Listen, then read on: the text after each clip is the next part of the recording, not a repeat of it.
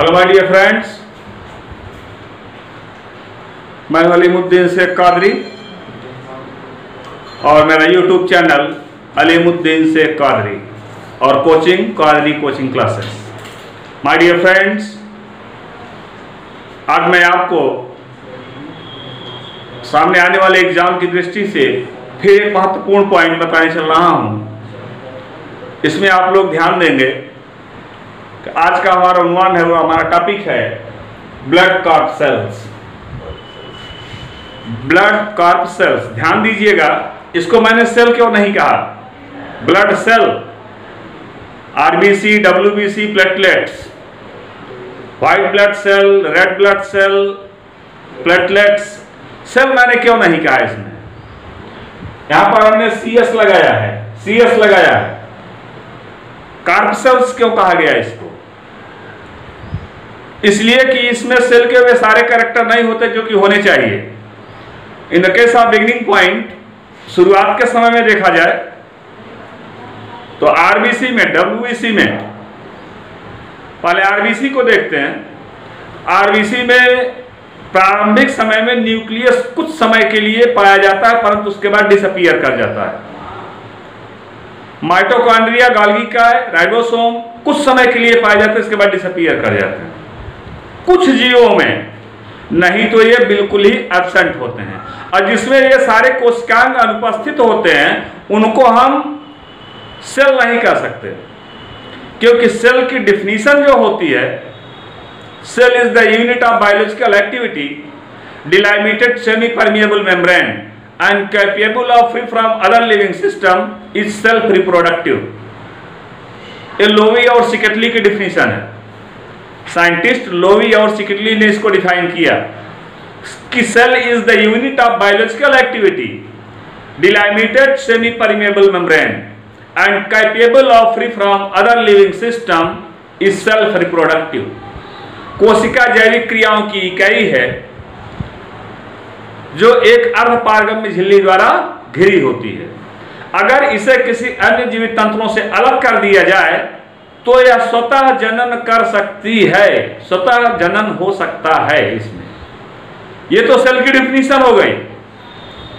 लेकिन यहां पर आप क्या देख रहे हो कि यदि ऐसा ब्लड के साथ किया जाए तो क्या ब्लड की सेल ऐसा कर पाएगी? नहीं कर पाएगी। इसीलिए सेल की डिफिनीशन जो हो रही है, सेल को जो डिफाइन किया गया, यह ब्लड की जितनी भी कणिकाएं हैं यह सेल के अनुरूप नहीं है। इसीलिए इसको सेल ना कह करके कार्प सेल कहा जा रहा है कि ये कणिकाएं हैं, लाल रुधिर कणिकाएं हैं, श्वेत रुधिर कणिकाएं हैं, प्लेटलेट्स की कणिकाएं हैं। इसलिए इनको कणिका नाम दिया गया, ना कि सेल नाम दिया गया। ध्यान दीजिएगा, बहुत सारे राइटर्स ने लिख दिया है आरबीसी, लाल रुधिर कोशिकाएं, तो कोशिकाएं नहीं है, ये कणिकाएं हैं। ध्यान दीजिएगा इस बात का। आइए आगे देखते हैं। इसमें सबसे पहले मैं इसकी हिस्ट्री आपको बता दूं, ब्लड क्या है, उसके विषय में सारे टॉपिक, ब्लड का सर्कुलेशन ऑलरेडी हमने अपने इस यूट्यूब चैनल पर अपलोड कर रखा है। आज सिर्फ ब्लड के पॉइंट्स के विषय में हमको डिस्कस करना है, जो कि बहुत ही इंपॉर्टेंट पॉइंट्स हैं। ब्लड, रुधिर, जिसका आपने कंपोजिशन देखा है, मैंने कंपोजिशन भी ऑलरेडी अपलोड कर रखा है, फिर भी आपको कंपोजिशन मैं बता दे रहा हूं कि इसका ब्लड का जो रुधिर का जो हीमोग्लोबिन लिया गया, हीमोग्लोबिन, ध्यान दीजिएगा, हीमोलिम्फ, हीमोसील।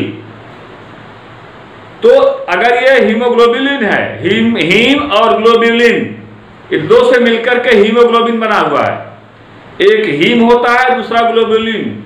हीम एक प्रकार का रंगा पदार्थ होता है और ग्लोबुलिन एक प्रकार का, एक विशेष प्रकार का प्रोटीन होता है। तो एक रंगा पदार्थ की कणिकाओं के साथ प्रोटीन के मॉलिक्यूलों का मिलना ही हीमोग्लोबिन कहलाता है। और ये हीमोग्लोबिन जिसका फार्मूला दिया गया, आप देख सकते हैं कि फार्मूला दिया गया C3032, C3032, C3032, yet 4816, oxygen 872, nitrogen 780, sulphur 8, iron 4। यह है पूरा आपका हीमोग्लोबिन का फार्मूला। यह ब्लड का वह फार्मूला है जो आपकी बॉडी में, हमारी बॉडी में फ्लो कर रहा है, तैर रहा है, जिसमें लाल रुधिर कणिकाएं हैं।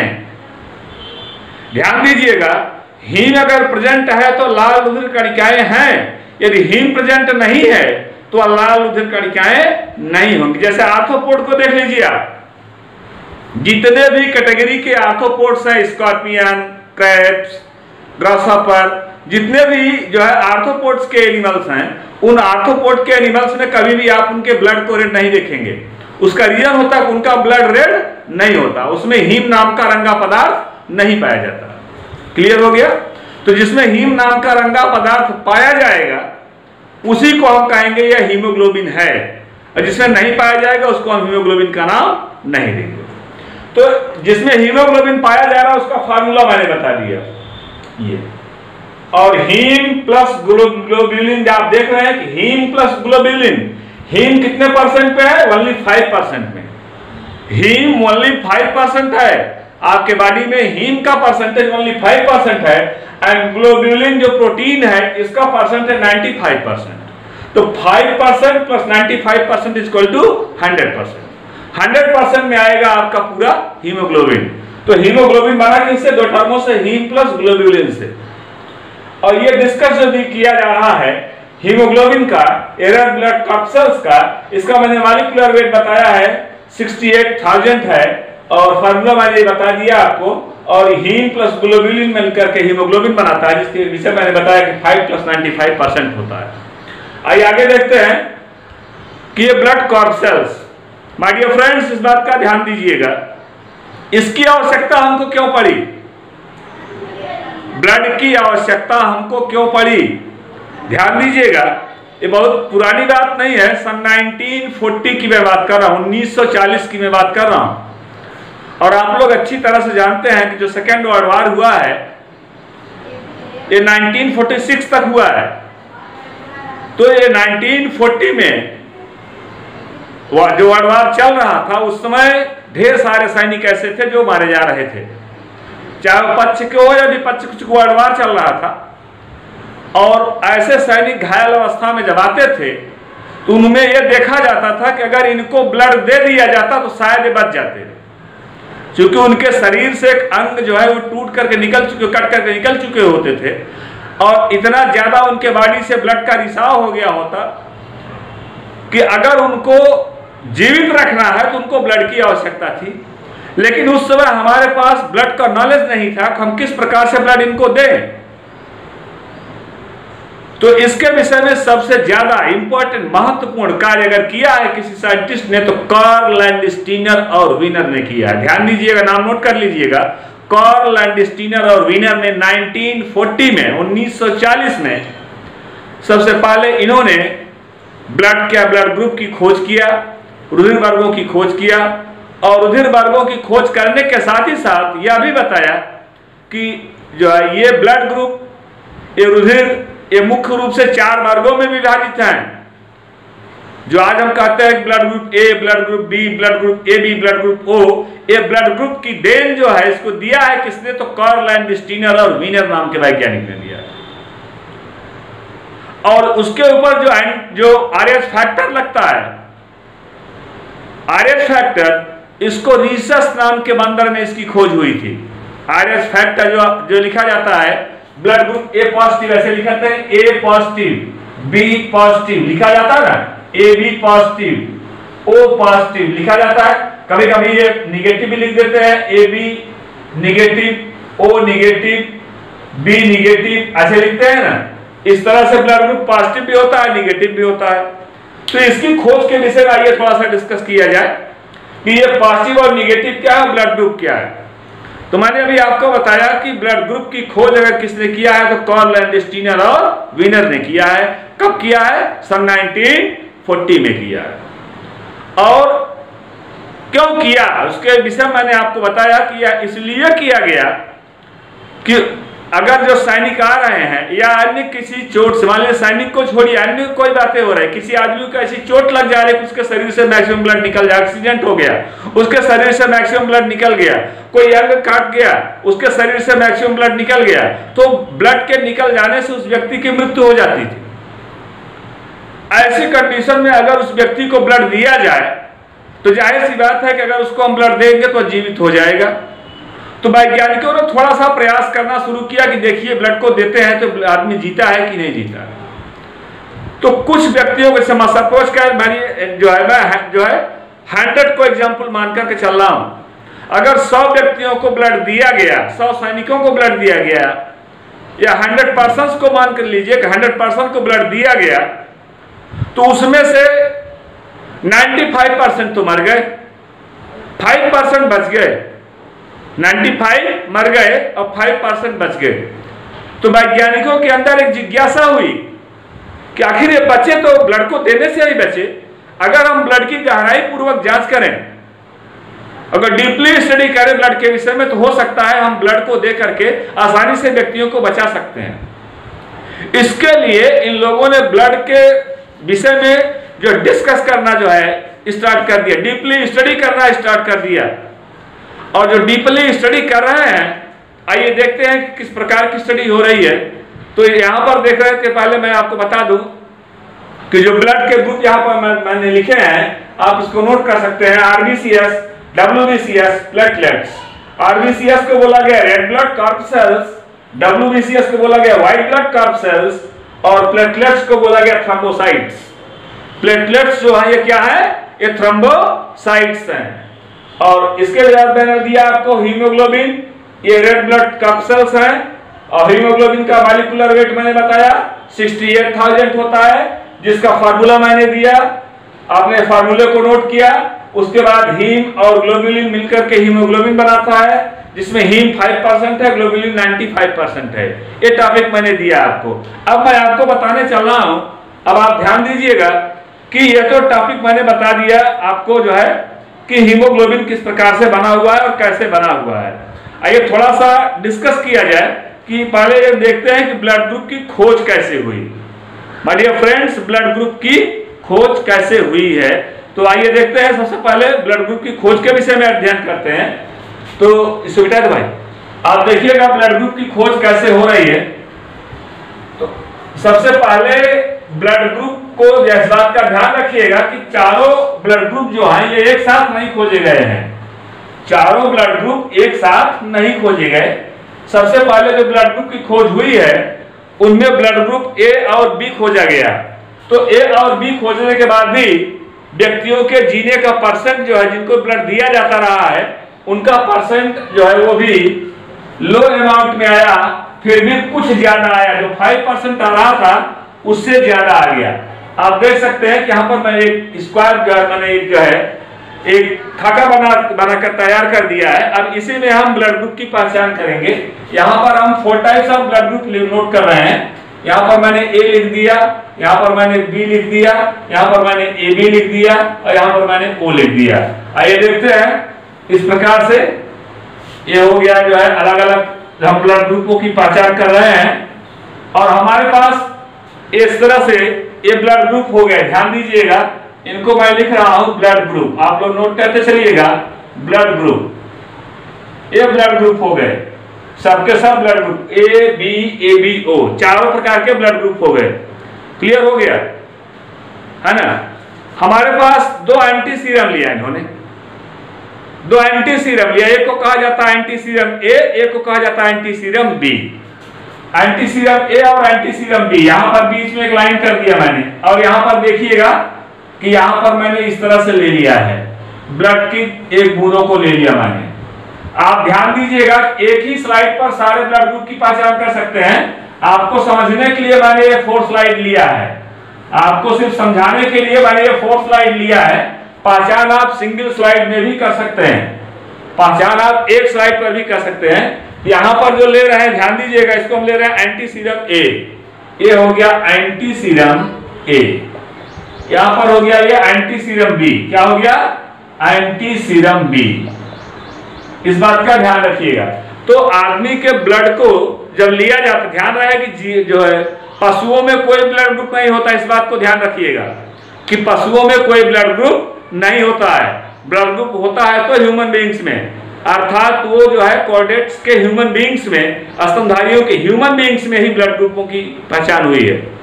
अगर आप पशुओं में ब्लड ग्रुप देखना चाहेंगे तो इसमें कोई ब्लड ग्रुप नहीं पाएंगे आप देखिएगा। तो यहाँ पर जो ब्लड ग्रुप जो ब्लड लिया जा रहा है इसमें आप देखिएगा कि यहाँ पर जो ब्लड लिया गया, ये जो ब्लड लिया जा रहा है यहाँ पर भी ब्लड लिया गया, सब ब्लड इसमें फिलअप किया गया। आदमी के शरीर से ब्लड को लेकर किस तरह से ब्लड को फिलअप कर दिया गया। यहाँ भी इस तरह से ब्लड को लिया गया, मीन्स कितने ड्रॉप ब्लड को लिए गए, 2 ड्रॉप ब्लड को लिया गया है। एक ड्रॉप इस साइड में लिया गया और एक ड्रॉप इस साइड लिया गया। 2 ड्रॉप ब्लड से ही पूरे ब्लड ग्रुप की पहचान हो जाएगी। इस बात का ध्यान रखिएगा। सिर्फ आपको एक्सप्लेनेशन करने की दृष्टि से समझाने के लिए मैंने ये 4 स्लाइड लिया हुआ है। और ऐसी बात नहीं कि 4 स्लाइड अगर आपके पास होगी तभी आपका ब्लड चेक किया जाएगा, ऐसा कुछ नहीं है। आप एक ही स्लाइड पे सारे जो है आसानी से ब्लड ग्रुप की पहचान कर सकते हैं। तो देखिएगा, एक ड्रॉप अगर आपने जो है ब्लड निकाल लिया है तो ध्यान दीजिएगा, उसमें आपको आसानी से ब्लड की पहचान, ब्लड ग्रुप की पहचान आसानी से हो जाएगी। यहाँ पर आप देखिए कि यहाँ पर मैंने जो लिया है इसमें जो है ये ब्लड मैंने ले लिया है और ये 4 सेपरेट स्लाइड मैंने लिया है, 4 अलग अलग स्लाइडों को मैंने लिया है आपको सिर्फ समझाने के लिए, जिसको कि मैंने पहले ही बता दिया कि मैं एक स्लाइड पर भी ब्लड ग्रुप की पहचान कर सकता हूं और आप सभी भी एक स्लाइड पर भी ब्लड ग्रुप की पहचान आसानी से कर सकते हैं। इस तरह से आप देखिए कि ब्लड ग्रुप को इस तरह से ले लिया गया और इसमें हमने एंटी सीरम ए डाल दिया और इसमें ध्यान रहे कि इस साइड के जो लिए जा रहे हैं, इस साइड के, इसमें आपको एंटी सीरम ए डालना है और इस साइड को जो लिए जाए इसमें एंटी सीरम बी डालना है। इस बात को ध्यान में रखिएगा। तो ब्लड ग्रुप ए, अगर एंटी सीरम ए डालने से इसमें क्लॉटिंग हो जा रही है, क्या हो जा रही है, क्लॉटिंग हो जा रही है, थक्का जम जा रहा है। ध्यान दीजिएगा, थक्का जम रहे हैं, ये थक्का जम जा रहा है और ये थक्का जम गया और इसमें कोई चेंजिंग नहीं हुई। अगर ये थक्का जम गया तो कौन सा ब्लड ग्रुप हुआ, ए। जो थक्का जमा लिया एंटी सीरम ए डालने से अगर इसके अंदर क्लॉटिंग हो गई, क्लियर हो रहा है नहीं, एंटी सीरम ए डाल देने से अगर ये ब्लड में क्लॉटिंग आ गई, यहाँ पर ये क्लॉटिंग बना लिया, थक्का बना लिया, एक दूसरे के साथ ये क्लॉट कर गए, ये थक्का बना लिया तो ये ब्लड ग्रुप ए हो गए। अगर बिल्कुल थक्का नहीं बनाया तो बी नहीं है, ध्यान दीजिएगा। अगर यहाँ पर जो है बी ब्लड ग्रुप को देख रहे हैं, इसका जाहिर सा मतलब होता है कि ये इसका सिंपल सा मतलब होता है कि ये बी का जो है, बी वाले जो है ये आसानी पूर्वक थक्का बनाएंगे, इस तरह से बी वाले थक्का बनाएंगे और ए वाले बिल्कुल थक्का नहीं बनाएंगे। ध्यान दीजिएगा, अगर एंटी सीरम बी दोनों में डाल रहे हैं एक साथ, ध्यान दीजिए, अभी समझ में आ जाएगा, सब सारा का सारा पॉइंट आपको क्लियर हो जाएगा। यहाँ पर मैंने ले लिया, इस तरह से क्लॉटिंग हो गई है तो यहाँ पर ये ब्लड ग्रुप बी हो गया, यहाँ पर ये ब्लड ग्रुप ए हो गया और यहाँ पर ये ब्लड ग्रुप बी हो गया। क्यों? क्योंकि बी जो है एंटी सीरम बी डालने से बी क्लॉट कर जा रहा है। क्लियर हो गया? एंटी सीरम बी डालने से बी क्लॉट, माने ये ड्रॉप जो है क्लॉट कर जा रही है, तो ब्लड ग्रुप कौन सा हुआ, बी हो गया। ए से अगर क्लॉट हुआ तो ब्लड ग्रुप ए हो गया। समझ में आया कि नहीं? अगर ये दोनों से क्लॉट कर गया, इससे भी क्लॉट कर गया, इससे भी क्लॉट कर, देख रहे हैं आप, आसानी पूर्वक देखिएगा, इसको जाल जैसा एक थक्का जैसा बना लेंगे, ए भी क्लॉट हो गया है और ए भी क्लॉट हो गया है, इस तरह से दोनों क्लॉट कर गए। क्या हुआ? दोनों क्लॉट कर गए। तो यहाँ पर दो के दोनों एंटी सीरम ए डालने से भी क्लॉटिंग आ गई। इस तरह से आप देखिए, एंटी सीरम ए डालने से भी क्लॉटिंग हो गई और बी डालने से भी क्लॉटिंग हो गई। अगर ये दोनों से क्लॉटिंग हो गई है तो ये ब्लड ग्रुप ए बी हो गया। कौन सा हुआ? A B. कौन सा ब्लड ग्रुप हुआ? A B. इस बात को ध्यान में रखिएगा। और किसी से कोई क्लॉटिंग नहीं, एंटी सीरम ए और एंटी सीरम बी दोनों को मिला दिया, एंटी सीरम ए को मैंने इसमें मिलाया, एंटी सीरम बी को मैंने इसमें मिलाया, किसी से कोई क्लॉटिंग नहीं हुई, किसी से कोई क्लॉटिंग नहीं हुई, तो यह कौन सा ब्लड ग्रुप होगा? ओ। ध्यान स्पष्ट हो गया? अगर ए सीरम से क्लॉटिंग हो रही है, ए सीरम से क्लॉटिंग हो रही है तो ब्लड ग्रुप ए है, बी सीरम से क्लॉटिंग हो रही है तो ब्लड ग्रुप बी है। अगर दोनों क्लॉट कर जा रहे हैं, ए भी क्लॉट कर गया, बी भी क्लॉट कर गया, तो ब्लड ग्रुप ए बी है। अगर कोई नहीं क्लॉट किया है तो ब्लड ग्रुप ओ है। क्लियर हो गया? आप इस तरह से ब्लड ग्रुपों की पहचान कर लेते हैं आसानी से। आसानी से आप ब्लड ग्रुप की पहचान करते हैं। ध्यान दीजिएगा, अब ये ब्लड ग्रुप की पहचान तो हो गई और इन ब्लड ग्रुपों की पहचान से आसानी से जो है वो जो भी इफेक्टेड पर्सन आते थे, जो ऐसे व्यक्ति जो आते थे, उनको ब्लड दिया जाता रहा, माने इसके आधार पर ब्लड उनको दिया जाता रहा।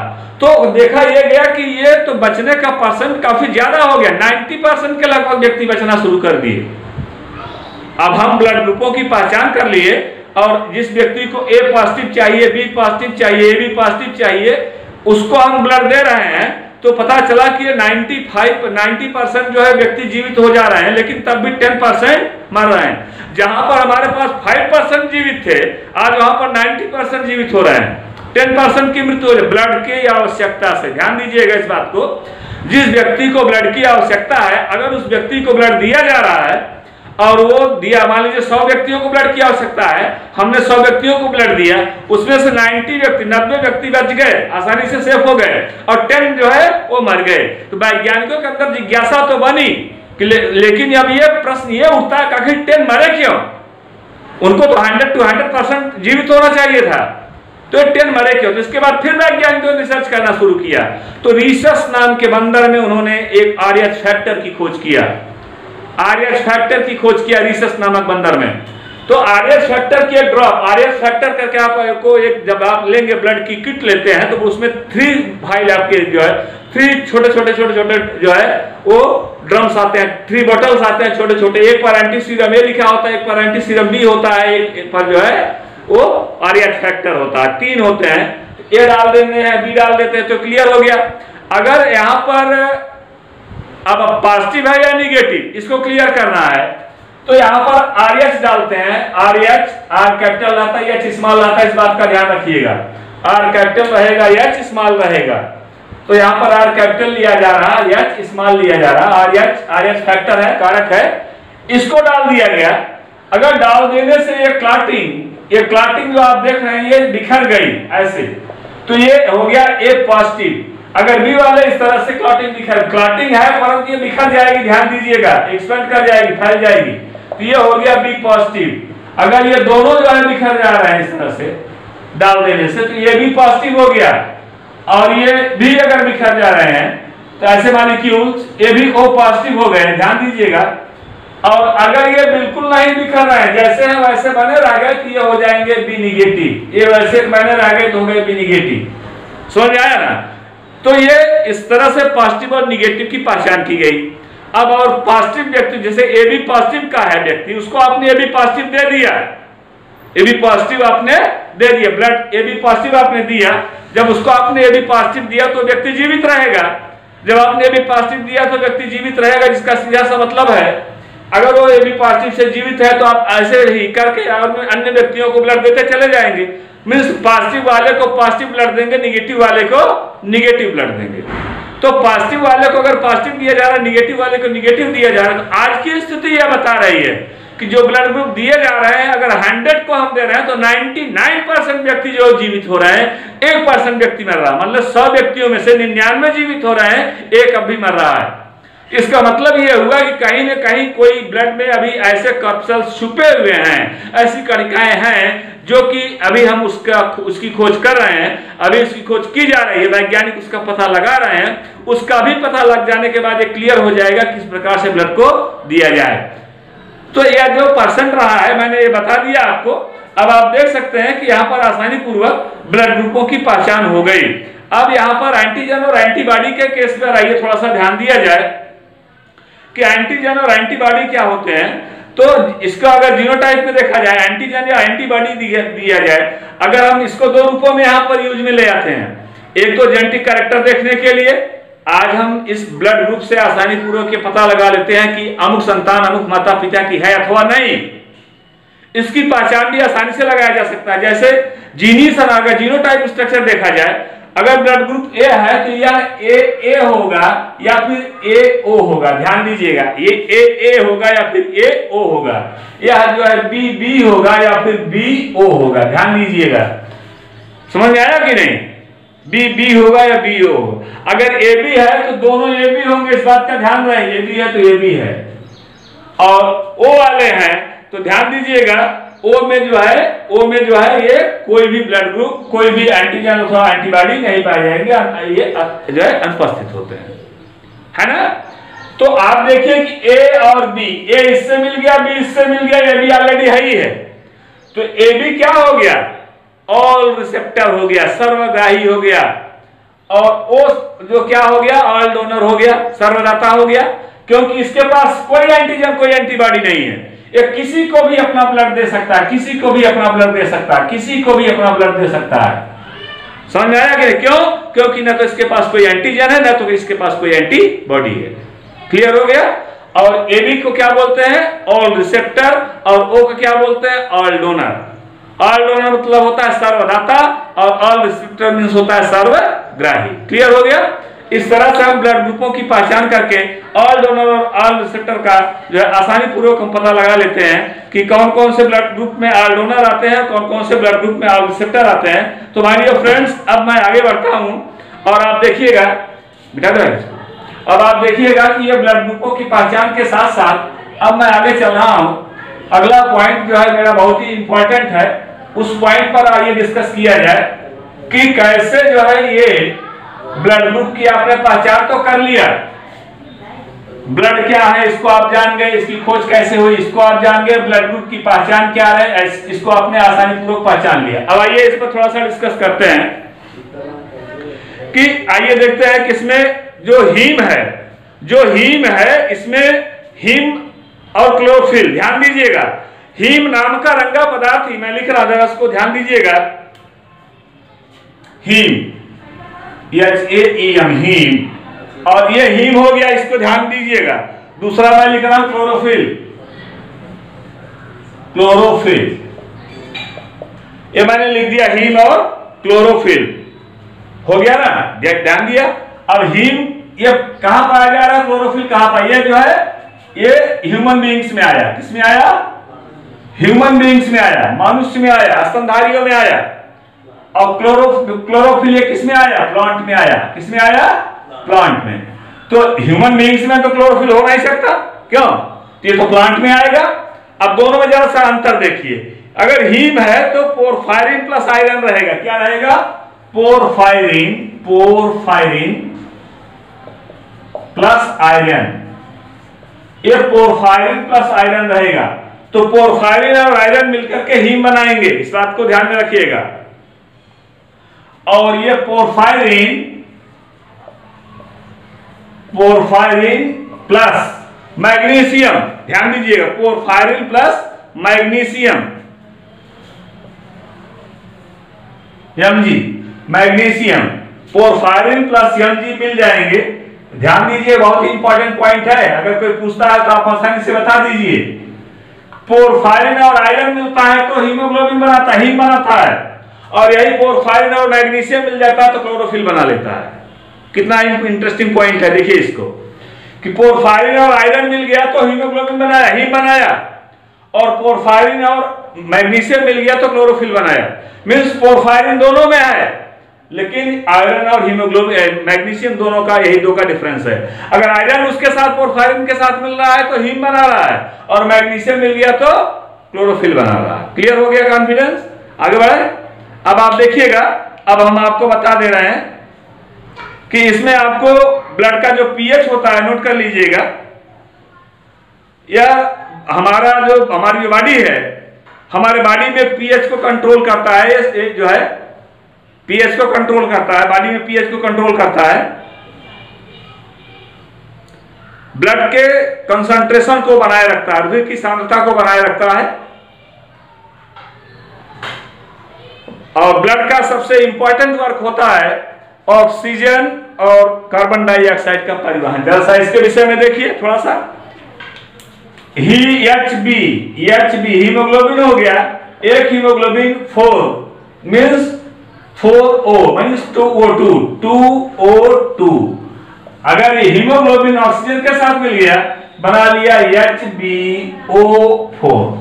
यही HbO4 जो बना रहा है, इसी को कहा गया एक हीमोग्लोबिन है और 4 मॉलिक्यूल ऑफ ऑक्सीजन है। तो हीम नाम का एक मॉलिक्यूल 4 ऑक्सीजन के मॉलिक्यूल को कैच करके अगर ब्लड में सर्कुलेट करा दे रहा है, इसी को कहा गया ऑक्सीजनेटेड ब्लड। क्या बोला गया?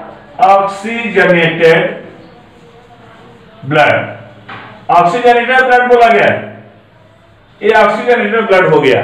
अगर ये कार्बन डाइऑक्साइड के साथ जा रहा है, ऑक्सीजन को नहीं ले रहा है, यदि ऑक्सीजन को नहीं ले रहा, कार्बन डाइऑक्साइड के साथ जा रहा है, डीऑक्सीजनेटेड ब्लड हो गया। तो आइए देखते हैं थोड़ा सा। अब इसमें थोड़ा सा हम आपको ये बताएंगे कि कि अगर आरबीसी है, डब्ल्यूबीसी है और प्लेटलेट्स हैं, आरबीसी, डब्ल्यूबीसी और प्लेटलेट्स हैं, इस विषय में देखिए थोड़ा सा कि आरबीसी, डब्ल्यूबीसी और प्लेटलेट्स।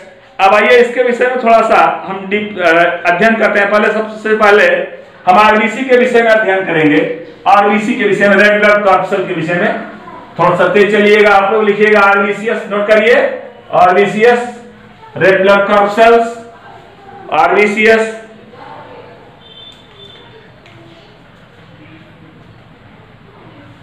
जितने भी ब्लड हैं उसका 99.9% आरबीसी होते हैं। पूरे ब्लड के 99.9%, ध्यान दीजिएगा 99.9% ये क्या होता है, 99.9% जो होते हैं आरबीसीएस होते हैं। पूरे ब्लड का 99.9%। अगर स्ट्रक्चर देखा जाए तो ह्यूमन बीइंग्स में देखा जाए तो 8 माइक्रोन व्यास का होता है, 1 से 2 माइक्रोन ये थिकेंड होते हैं, मोटे होते हैं, 8 माइक्रोन व्यास का। इसको ध्यान में रखिएगा। इस तरह से जो है आपने देखा होगा, इस तरह से ये ब्लड की सेल है और ये कॉर्नर पर थोड़ा मोटी होती है, किनारे पर थोड़ा सा मोटी होती है। इस तरह से ये थिकेंड होते हैं किनारे पर, इस तरह से थिकेंड होते हैं, किनारे पर ये मोटे होते हैं और बीच में ये जो है धसे हुए होते हैं। इस तरह से माने बाहर की तरफ मोटे और बीच में धसे हुए, जिसको हम कहते हैं कि ये उभयावतल हैं, माने बाहर उभरे हुए हैं, अंदर की तरफ ये धसे हुए होते हैं। इस तरह से धसा हुआ भाग होता है। और जब ये धसे हुए भाग होते हैं इस तरह से ये पार्ट जो होता है आरबीसी का होता है और इसमें न्यूक्लियस नहीं होता। इस बात का ध्यान रखिएगा। सारे सब फिगर जो है, इसके सारे फिगर मैं अपने इस चैनल पर, यूट्यूब चैनल पर मैं अपने अपलोड कर दे रहा हूं। सारे फिगर किस तरह का आरबीसी होता है, डब्ल्यूबीसी होता है, प्लेटलेट्स होते हैं, सारे के फिगर मैं अपलोड कर दूंगा, उसको आप देखिएगा। इसमें सबसे पहले आपको मैंने बताया है कि हीमोग्लोबिन के विषय मैंने बताया कि यह कार्बोनिक एनहाइड्रेज है। इसका मुख्य एंजाइम नोट करिएगा, इसका मुख्य एंजाइम कार्बोनिक एनहाइड्रेज है, कार्बोनिक एनहाइड्रेज। विटामिन, लवण और एटीपी, एडेनोसिन ट्राइफॉस्फेट के अणु अधिक होते हैं इसमें।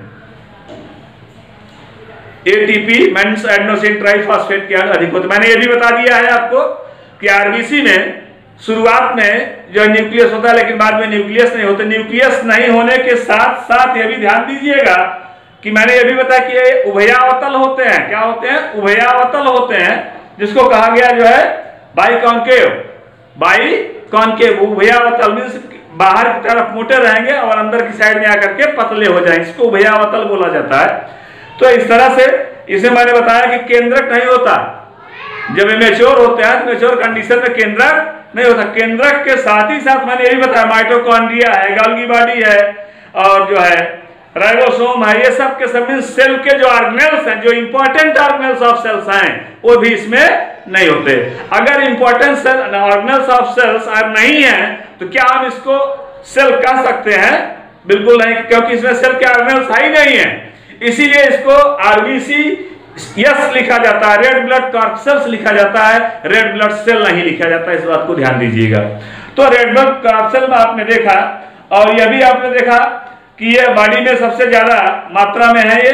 और इस बात का थोड़ा सा ध्यान रखिएगा कि इनकी औसत, इनकी संख्या जो होती है वो नोट कर लीजिएगा, 54 लाख प्रति क्यूबिक सेंटीमीटर होती है, प्रति क्यूबिक मिमी, सीसीएमएम लिख दीजिएगा।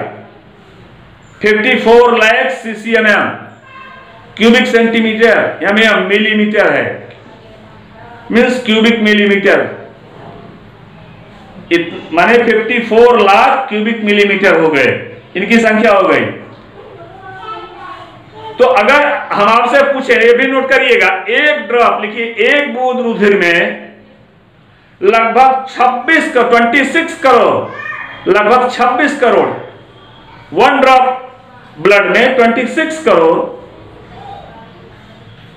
और पूरे रुधिर के अणु लगभग, आरबीसी की मात्रा लगभग 2.5 × 10⁻23, 2.5 × 10⁻23, 2.5×10⁻23 इतने आरबीसी होते हैं एक ड्रॉप में। याद करिएगा, एक ड्रॉप, एक बूंद में।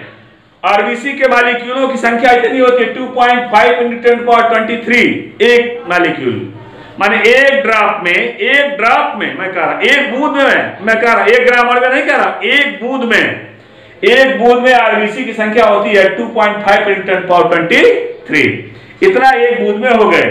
तो इस प्रकार से आपने देखा कि जो आरबीसी की मात्रा जो है वो कितना ज्यादा है।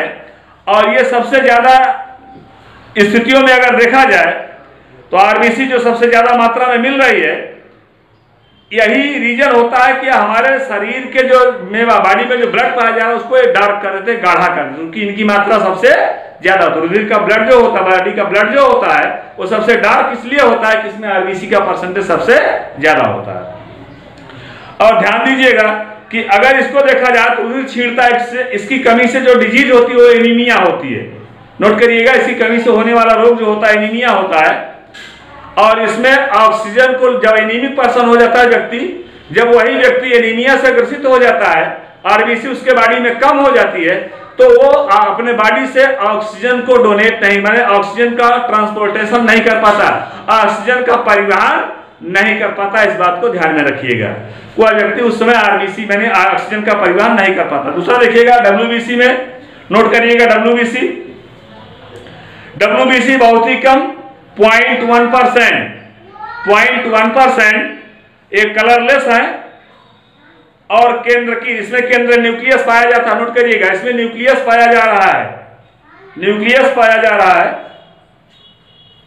और अमीबा की भांति ये भी अपना स्ट्रक्चर चेंज करते हैं। जैसे अमीबा अपना स्ट्रक्चर चेंज करता है, वैसे ये भी अपना स्ट्रक्चर आसानी पूर्वक चेंज कर लेते हैं। और उस बात का भी ध्यान रखिएगा कि इसमें जहां पर ऊतकों का डिकम्पोजिशन होता है, ऊतकों का क्षय होता है, उस क्षय को ये आसानी पूर्वक भरने का काम करते हैं, उस क्षय को ये पूरा करने का काम करते हैं।